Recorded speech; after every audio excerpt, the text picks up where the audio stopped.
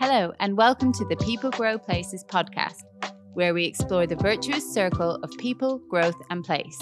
Brought to you by Grow Places and hosted by our founder, Tom Larson.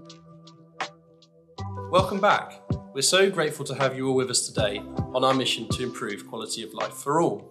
We're joined by Chloe Phelps, founder of Grounded Practice today, and I really hope you enjoy this conversation, so let's take it away. So hi Chloe, how are you doing today? I'm all right, how are you? Yeah, good. It's good to catch up again. Haven't seen you since we went on our lovely walk around Croydon and Forest Hill. Yeah, you definitely had the best weather out of anybody who's gone on one of those tours. It's like we went the following week and there was snow and rain coming sideways. So our lovely, blissful, sunny walk was not repeated. We even had your colleague's dog there. Yeah, Kate, that's Lola. She's our marketing manager. Exactly.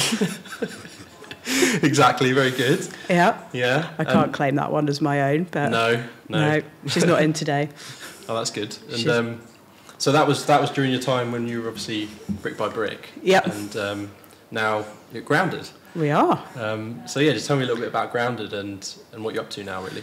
Yeah, so Grounded is a female-led architecture practice, and we focus on kind of bringing our unique blend of public and private sector experience to a commercial architecture practice with a real focus on housing and communities.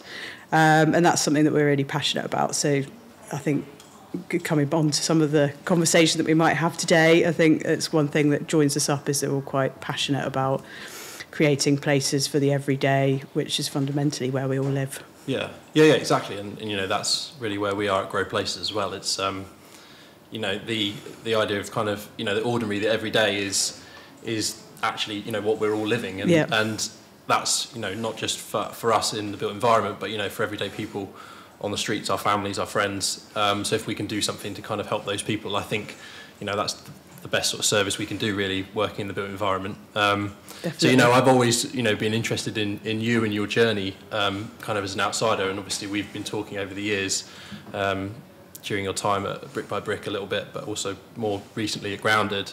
But I've always been interested. Take me back a little bit to so thought processes that were going through your mind when you were sort of embarking on a career in the built environment, and why you've maybe sort of moved between different fields as you have. Yeah, I think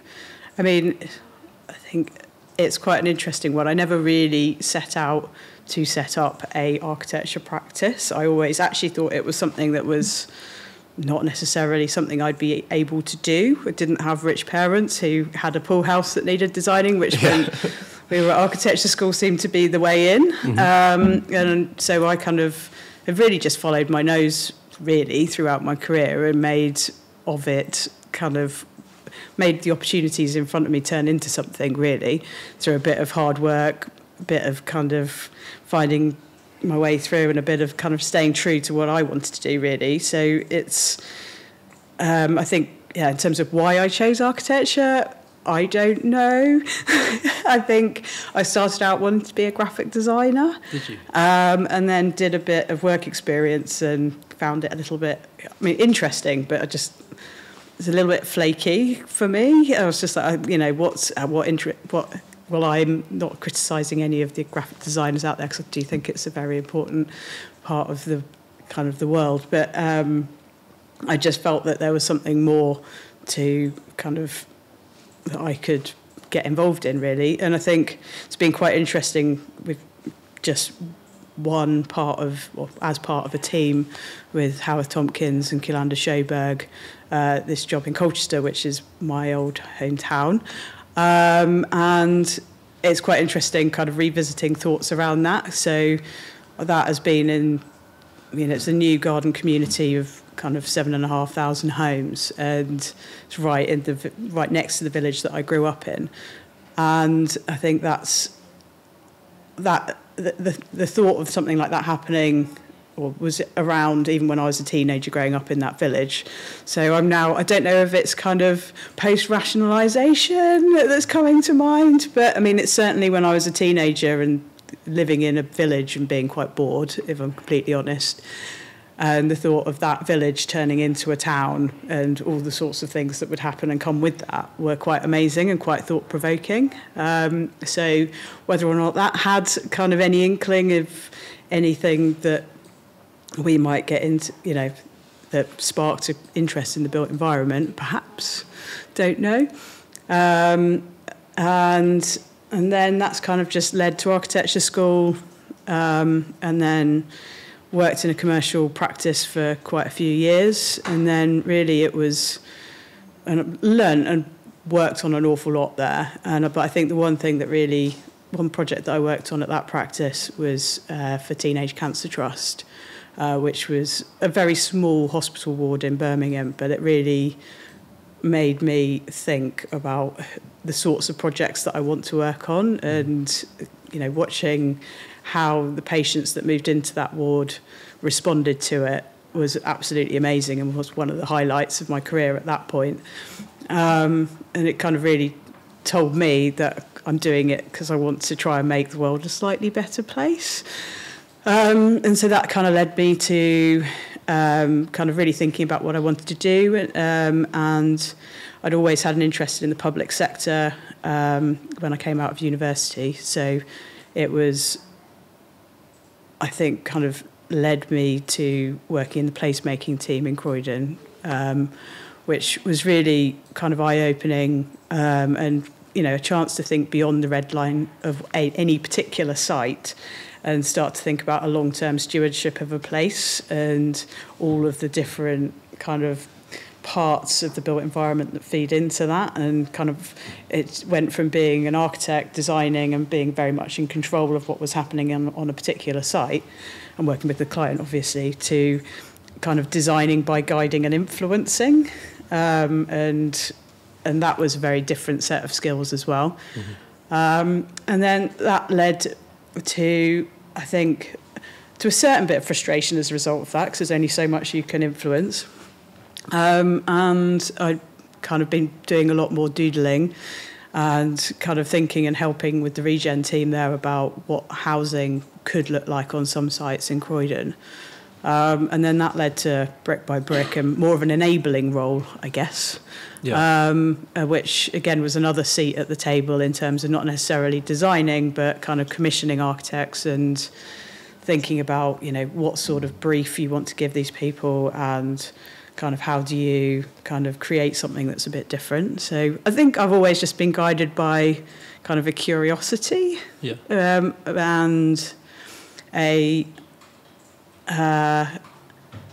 just all the different parts of that kind of come together, all the different components of the built environment industry that come together. Sorry, that was a very long and rambling question, but you've had... No, it's good, but, you know, I quite like these kind of sort of open-ended questions, and I think you've explained it really clearly there, you know, taking us all the way from, you know, your journey when you were growing up in, you know, in suburbia, essentially, you know, village life, and I was the same, you know, I grew up on the outskirts of Norwich, and, you know, the fields around where I lived constantly kind of got developed, and they have been ever since. And you go up there, and I don't think just because we work in the built environment, but I think just, you know, everyday people as well, they do take a bit of a kind of, you know, another sort of cookie cutter development with, you know, lots of houses, car-borne, no public amenities, no extra schools, just services, housing, just housing, and 2 car spaces and a back garden, and that's it. Yeah, so that opportunity kind of for you to kind of come full circle back where you live in Colchester with Clarion and trying to do something there must feel really good. I know it's obviously very new, and congratulations for that. Yeah, thank you, and it's amazing. And I think what Latimer and the house building arm of Clarion are really trying to do is kind of really amazing. They've got a very strong vision and ambition for really setting a true exemplar for what a new community should really look like, and it not just being housing. It needs to be about places that people work, live, play, grow old, you know, all of those things. And I think that's really, really, really interesting. and it's an interesting perspective you have, obviously, and me to a certain extent. You know, we now live and work in London, you know, which is one of the best places in the world, really, for our industry. Very lucky to have that experience. But we've also seen a different side of life. You know, we haven't grown up in London, and although obviously, you know, everyone agrees that, you know, densifying large urban areas on top of transport links, you know, like London and other major cities in the UK and around the world is obviously a really key part of, you know, a sustainable future. Also, you know, we do need to build houses and densify, you know, those areas that are outside of core urban areas where people kind of want to live and have got existing communities. So trying to do that in a sustainable way, you know, with projects like this is really an interesting challenge, and I think it's kind of a really needed one. So, you know, keen to kind of watch that kind of emerge as it comes through. And you know, for me, you mentioned about sort of starting out. You know, for me, it was always maybe a little bit of a cliche, but I always remember watching kind of grand designs and always wanting to kind of go into the built environment design on the back of that. And I haven't really kind of reflected on it too much, but I think it's actually kind of some of those moments in the filming, you know, where the couple go on this journey, but you actually get to the end and then they're really kind of made up for what has been created for them. It's that kind of human aspect of, you mentioned, you know, with when you're going into, you know, the cancer unit or the cancer sort of charity, and seeing that kind of element of, you know, building something physical and then having a marked impact on people's lives is quite a kind of good aspect, I think, of what we do. Yeah, definitely. And that, you know, your work at Brick by Brick, you've managed to kind of steward, as you said, and kind of enable a massive amount of projects there. You know, the pipeline was really strong, and there was a lot realised, but there was also a lot kind of in the pipeline, and we saw that when we walked around. So that must, you know, feel good to have projects, you know, actually physically built now, and be able to kind of look back at some of the learnings that come out of those projects and then feed it into the work that you're doing now. Yeah, absolutely. I think it's quite, you know, we built nearly 800 homes from a standing start in 5 years across kind of more than 20 sites, and, you know, there's obviously a lot of press around it, a lot of kind of things that aren't necessarily true, and I think people can make of that what they want, but ultimately, you know, we enabled those new homes, and to be able to walk around and look at them and kind of know that those sites were either garage sites or kind of leftover pieces of estate that, you know, they're slightly more difficult to kind of grapple with, but it's an amazing thing as kind of an architect to be able to have been part of that. So it's like we designed 2 of the sites that got completed, far more on the drawing board, but, you know, to have that kind of body of architectural talent that we were, and engineering and development and all the other parts of it, not just architects that always get kind of sung about, that really, you know, worked together, kind of rolled the sleeves up and kind of cracked on with that wider programme.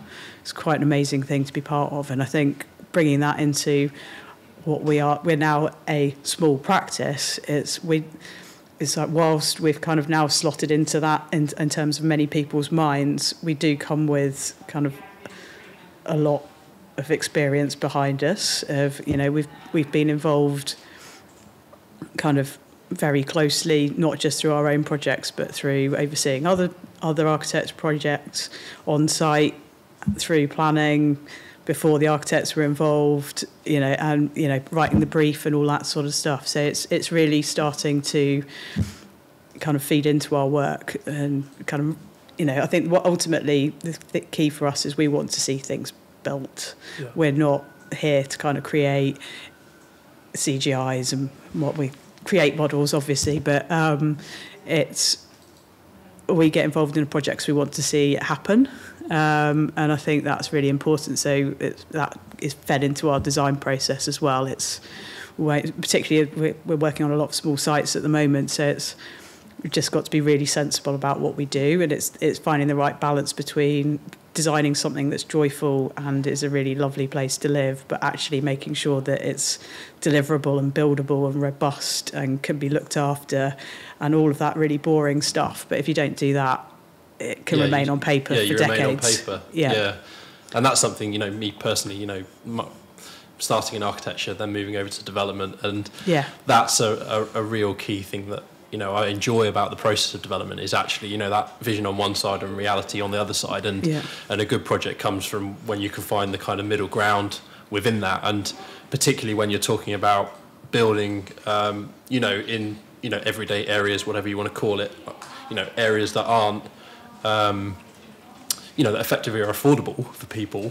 The development viability and the economics of it is so important to try and get projects built, particularly obviously at the moment. Everyone knows that, where the economy is, where construction prices are, it's very, very difficult to actually get things built. Yeah. And kind of being pragmatic about design decisions and the brief you're setting, particularly on some of these complicated small sites. And it's also so important at the front end, isn't it? It is, and we're getting to the point now where the clients are still commissioning buildings, but it's like we're finding that clients are really nervous about saying what the budget is, which makes it really difficult to design stuff. But and make sure that it is really truly deliverable. It's and I get it. It's like as soon as anybody names a price, it's really difficult to say, well, you've got to work to that budget, because they know that it's going to be a different budget in a month's time or whatever. But it's really challenging, I think, at the moment in terms of that regard. Yeah, and I think everyone's grappling with the same thing really at the moment, aren't they? Is kind of how to do it. But, obviously can't speak for all clients, but I think, the best kind of project relationships is where there is actually that openness about saying, okay, no, this is our objectives, this is what we're looking to deliver.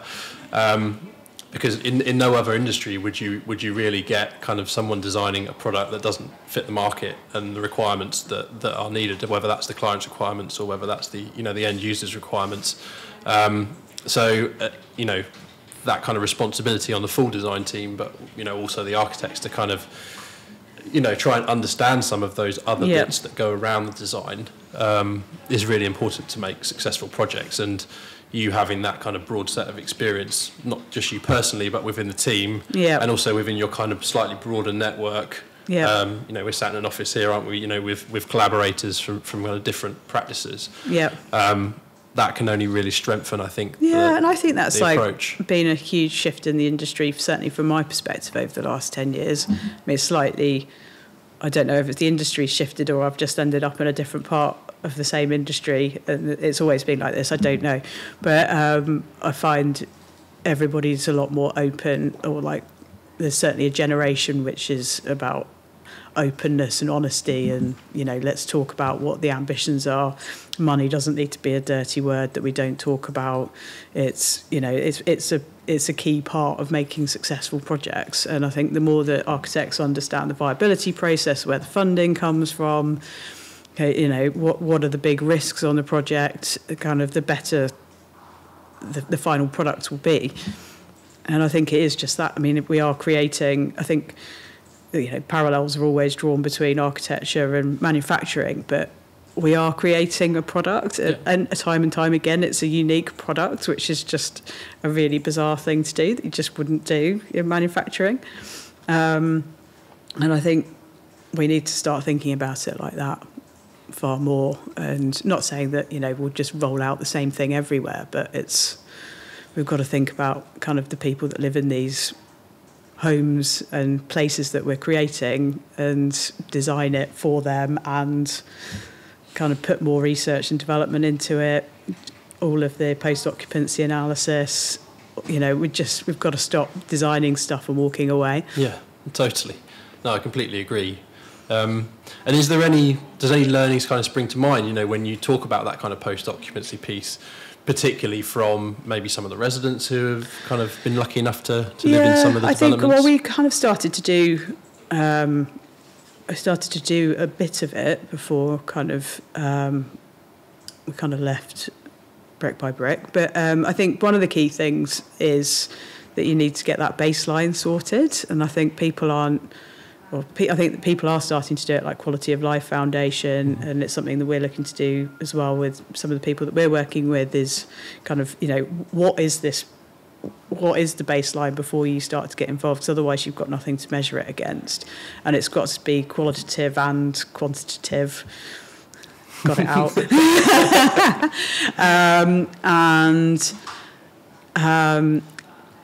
And you've got to have that to start off with. I mean, granted, we didn't have that to start off with because it's kind of become, it was always talking about post-occupancy analysis. But we did start to talk to different people, both from a qualitative point of view and a quantitative point of view, and it was really interesting, in terms of starting to say, like we interviewed some people who lived in the Pump House, which is one of the projects that we designed as Common Ground Architecture, and it was, things that they really liked were all the things that were in the original vision in the brief, which was amazing. They were just like, it's really characterful from the outside, really like that it's characterful inside as well, love the flooring. It's just all the kind of things that you just kind of you think about and is written in the brief, and then you translate it into the design, and then somebody picks it up and you're like, that's, fine, that's kind of reiterating what we already wanted to do, which is great. But then other bits of feedback were like, I wish there was a window in this wall. And you're like, yeah, why didn't we put a window in that wall? I don't know. They were like, party wall. They're like, there's an amazing. Well, actually, it wasn't. I mean, originally it was going to be a party wall, but then the design changed and it came off the boundary a bit. So it meant that actually we could have had a window in there. And they were like, yeah, there's an absolutely killer sunset in that direction, and we could just about see it when we're on our balcony. And you're like, things like that you're just fine. You're not going to add that in, but like there are lots of those sorts of things you wouldn't have kind of anticipated. But it's just interesting to think about how people are living in the space that you designed, where they put their furniture, what's really annoying, where's the radiator, is that in a really annoying place, and things like that, which, and there's also all the kind of overheating analysis type stuff which is coming in, which I think is very much needed to be rethought about how we design our homes. And then, lots of M&E comments and queries and things, which I think that's something that the industry has to grapple with. Is MVHR the right thing to be putting in? Anyway, got very detailed. No. But what do you mean? How did Stanhope, or how do you, what does Stanhope do with regard to POE? Yeah. Well, lots of POE kind of does happen, I think, but it's not necessarily the qualitative side of things that you described. And I think, kind of proof is in the pudding, really. Like, living in these developments is something that probably everyone should do. I haven't myself actually lived in a kind of modern day new build. I'd quite like to at some point in my life, but we both live in a kind of span, don't we? Span development from the 60s. Geeks. So we're both span geeks, exactly. Yep. And I think there's some good learnings that kind of come from that. And almost those houses in the 60s are kind of, in some respects, kind of almost had some of the opposite issues to some of the things you're mentioning now, in terms of, no insulation, massive glazing, beautiful to live in, in certain months of the year, challenging, spring and autumn, challenging in others, and now this kind of sort of sealed box mentality is in a way kind of almost the opposite of some of that, and there's probably a sweet spot in the middle somewhere that we kind of need to find, really, where buildings are a bit more humane, that they allow the user to kind of do what they want. There's a very kind of intuitive thing about opening a window, when things feel hot, not necessarily just relying on the mechanical systems to kind of to do that for you. I remember being taught on day one at architecture school, buildings must be breathable. That's really important. We use natural materials, and we've gone so far away from that in the industry, with kind of a real focus on passive house and which is great, but I think we've got to remember that's one way of doing it, but it's just become the brand that everybody's like, well, if we're going to get zero carbon, we have to do that.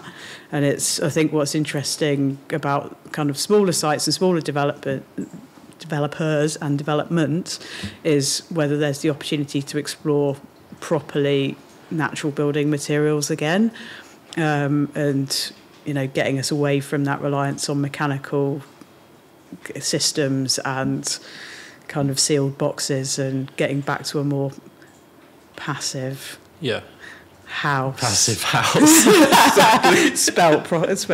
Yeah. No, exactly. And I think German. actually the smaller sites is where that innovation is going to happen, because as soon as you get into the larger developments, as I've found, the regulation just bites. Yeah. You get over certain height limits or certain unit numbers, and you kind of, that opportunity to innovate is kind of lost. But equally, the other issue that the smaller sites have is that the margins are so thin. If you land prices, construction costs, tricky sites, tricky neighbourly issues, it's kind of getting squeezed from both ends. But from a materials perspective, I totally agree. I think if we can get into much more kind of regenerative materials, regenerative processes and thinking, I think that's only going to be good for the buildings we deliver, but also obviously for carbon footprint that we're leaving behind, and then hopefully from a user's perspective, from their sort of physical, mental well-being,